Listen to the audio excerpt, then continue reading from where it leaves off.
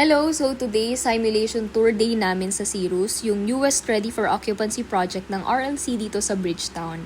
Medyo challenging lang yung weather that day kasi ang lakas talaga ng ulan. Pero kahit ganun yung weather, tumuloy pa rin kami and kompleto yung team. Ganito kami kaporsigido sa trabaho, hindi kami hinahadlangan ng ulan.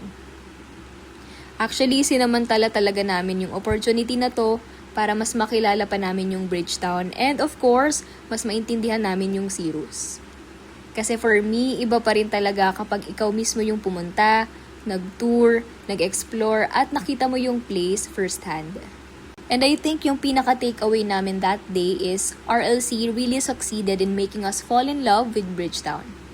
Kaya after this simulation tour, mas excited na kami mag-tour with our clients. Mas may kwento na kami, mas may confidence, and definitely, mas energetic kami pag nag-explain about the project.